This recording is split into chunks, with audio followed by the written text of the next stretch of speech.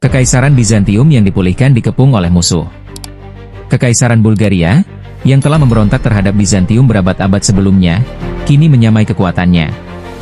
Sebuah kekaisaran baru muncul di Balkan Barat, Kekaisaran Serbia, yang menaklukkan banyak wilayah Bizantium. Yang bahkan lebih berbahaya bagi Bizantium, Turki kembali menyerbu wilayah Bizantium, dan Asia Kecil pun diserbu. Dengan sistem tema yang telah berakhir, para kaisar harus bergantung pada tentara bayaran asing untuk memasok pasukan. Tetapi tentara bayaran ini tidak selalu dapat diandalkan. Anatolia secara bertahap berubah dari wilayah Kristen Bizantium menjadi wilayah Islam yang didominasi oleh Turki. Untuk waktu yang lama, bangsa Turki di Anatolia terpecah-pecah menjadi negara-negara Islam kecil. Namun, seorang penguasa, Osman I, membangun kerajaan yang kuat yang segera menyerap semua kerajaan lainnya dan membentuk Kekaisaran Ottoman. Seabad setelah wafatnya Osman I, kekuasaan Utsmaniyah mulai meluas hingga ke Mediterania Timur dan Balkan.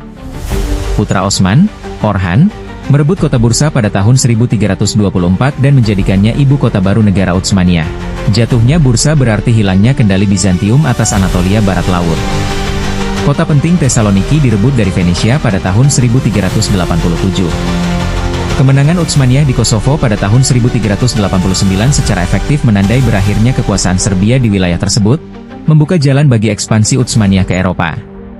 Pertempuran Nicopolis pada tahun 1396, yang secara luas dianggap sebagai perang salib besar-besaran terakhir di abad pertengahan, gagal menghentikan laju pasukan Turki Utsmaniyah yang menang. Dengan meluasnya kekuasaan Turki ke Balkan, penaklukan strategis Konstantinopel menjadi tujuan krusial.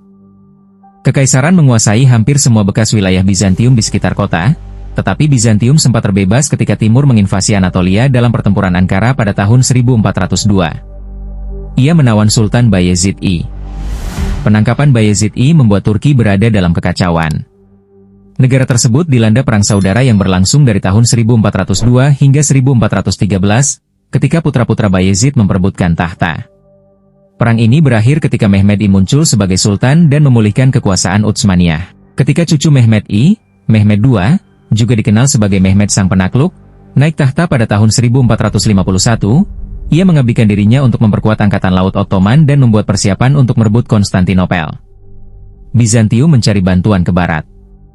Melawan semua musuh ini, Bizantium hanya bisa berpaling ke barat untuk mencari bantuan.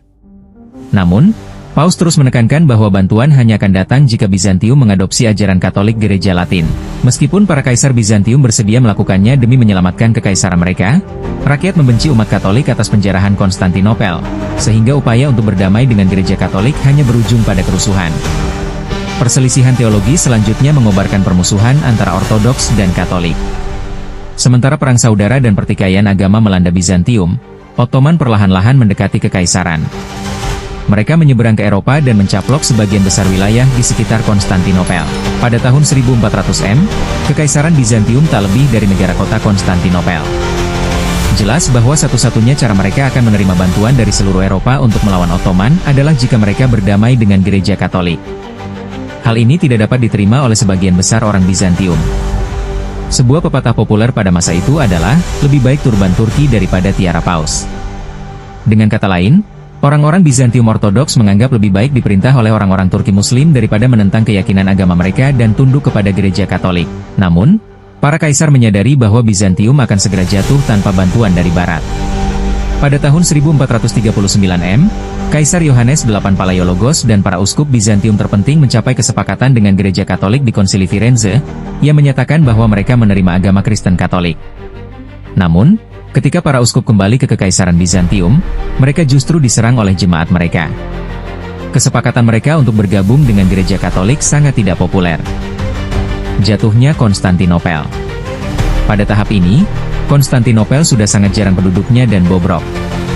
Populasi kota telah menurun drastis sehingga kini hanya berupa sekelompok desa yang dipisahkan oleh ladang. Pada tanggal 2 April 1453, pasukan Ottoman, yang dipimpin oleh Sultan Mehmed II yang berusia 21 tahun, mengepung kota tersebut dengan 80.000 orang. Meskipun pertahanan kota yang putus asa digagalkan oleh pasukan Kristen yang jumlahnya jauh lebih banyak, 7.000 orang, 2.000 diantaranya dikirim oleh Roma, Konstantinopel akhirnya jatuh ke tangan Ottoman setelah pengepungan selama 2 bulan pada tanggal 29 Mei 1453. Kaisar Bizantium terakhir, Konstantinus XI Palaiologos, Terakhir terlihat menanggalkan atribut kekaisarannya dan terjun ke dalam pertempuran jarak dekat setelah tembok kota direbut. Pada hari ketiga penaklukan, Mehmed II memerintahkan semua penjarahan dihentikan dan mengirim pasukannya kembali keluar tembok kota.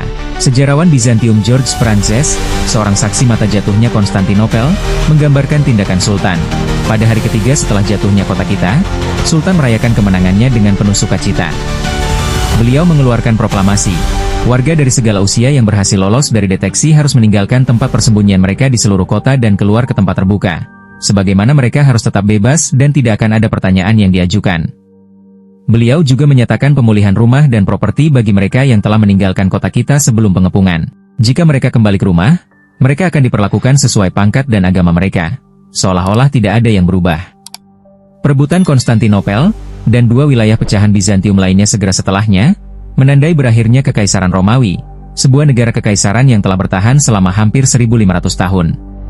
Penaklukan Konstantinopel oleh Utsmaniyah juga memberikan pukulan telak bagi umat Kristen, karena pasukan Utsmaniyah Islam setelahnya dibiarkan tak terkendali untuk maju ke Eropa tanpa ada musuh di belakang mereka. Setelah penaklukan tersebut, Sultan Mehmed II memindahkan ibu kota Kesultanan Utsmaniyah dari Edirne ke Konstantinopel. Konstantinopel pun bertransformasi menjadi kota Islam, Hagia Sophia menjadi masjid, dan kota itu akhirnya dikenal sebagai Istanbul. Penaklukan kota Konstantinopel, dan berakhirnya Kekaisaran Bizantium, merupakan peristiwa penting di akhir abad pertengahan, yang juga menandai, bagi beberapa sejarawan, berakhirnya abad pertengahan. Terima kasih sudah menyaksikan video ini sampai selesai, tunggu cerita selanjutnya dari kami. Semoga kalian selalu diberikan kesehatan serta umur yang panjang. Amin. Jangan lupa untuk selalu dukung channel ini agar bisa lebih berkembang dan menampilkan cerita-cerita yang menarik. Untuk itu mohon untuk tekan tombol like, komen dan subscribe-nya ya. Terima kasih.